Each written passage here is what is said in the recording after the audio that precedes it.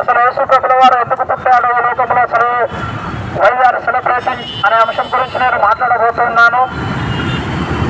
అసలు మనిషి ఎలా పుట్టాడు అనేది ప్రముఖమైన ప్రశ్న. అందరూ మనము చిన్నప్పుడు కూడా బుక్స్లో సైన్స్లో చదువుకున్నట్లయితే కోతి నుండి మనిషి పుట్టిందనే ఒక నినాదం అనేది బయటికి వచ్చింది. ఆ తర్వాత చాలా నేనైతే చూశాను, ఎప్పుడన్నా కోతి నుంచి మనిషి వస్తాడా అనేసి, లేకపోతే మనిషి నుంచి అయినా కోతి పుట్టడానికి చూశాను. అలా ఎప్పుడు జరగలేదు. కానీ బైబిల్ సెలవిస్తూ ఉన్నది, అలాగే మన మత గ్రంథాలు సెలవిస్తున్నాయి, ఇతర వ్యక్తుల నుంచి మాత్రమే ఒక వ్యక్తి పుట్టగలుగుతాడు అని. జెనెటిక్ సైన్స్ కూడా అది ప్రూవ్ చేయగలిగింది. ఆ మనుషులు పుట్టడం వలన వాళ్ళిద్దరూ కూడా పాపంలో పడిపోయారని బైబిల్ సెలవిస్తూ ఉన్నది, అలాగే పురాణాలు కూడా సెలవిస్తూ ఉన్నాయి. ఆ పాపం నుంచి మనిషి బయటికి రావాలి, ఆ పాపము పోవాలి అంటే మనము చాలా యాగాలు చేస్తాము.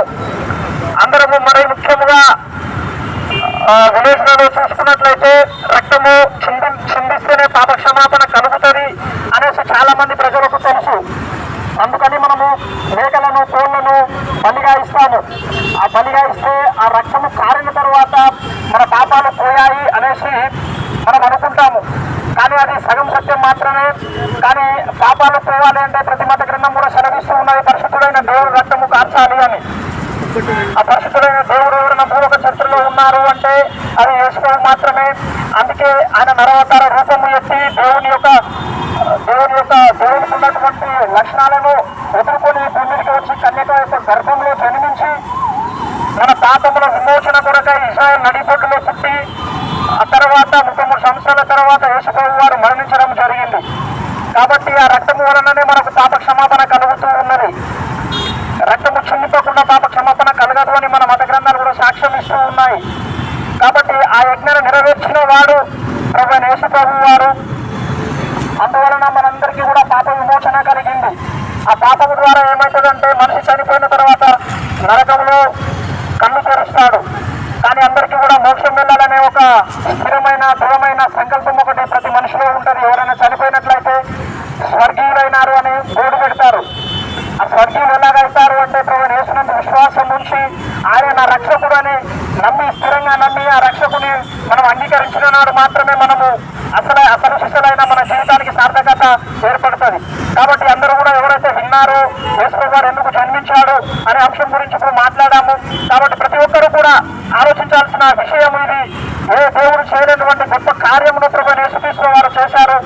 మన పాపంలో కొరకు చనిపోయాడు, బలి అయిపోయాడు. కాబట్టి ప్రతి ఒక్కరు కూడా ఆలోచించి ఒక సరైన నిర్ణయం తీసుకోవాలని ఈ యొక్క సాయంత్ర సకాల సమయంలో మిమ్మల్ందరూ వేడుకుంటూ ఈ చిన్న మాటలు ముగిస్తూ ఉన్నాను. Happy Christmas, merry Christmas, happy Christmas. స్తోత్రములు తండ్రి, పరిశుద్ధుడా, మహోన్నతుడా, మహాగణుడానికి వందనాలు, స్తోత్రములు ప్రభువా. మార్పు సువార్త 16:16 మీరు ఇచ్చినటువంటి నాయన ప్రభువా, అయ్యా ఆజ్ఞానుసారము నాయన నా కన్న తండ్రి మేము సువార్త ప్రకటిస్తూ ఉన్నాం. దయతో మీరు సహాయము చేయండి. వచన కరపత్రాలు విన్నవారి హృదయంలో మీరు కార్యము జరిగించండి. నాయన ఈ యొక్క సువార్త పరిచయాలు కొంతమంది దర్శనంలోకి వచ్చినకు మీరు సహాయము చేసిన ఆయన మీరే మేము ఘనత ప్రభావాలు పొందుకునండి. ప్రభావానికి వందనాలు దేవా. మీ భాగ్యం మేము పాటించాము నాయన. నా కన్న తండ్రి ప్రభావ అందరి హృదయంలో కార్యము చేయి దేవుడు నీవై ఉన్నావు నాయన.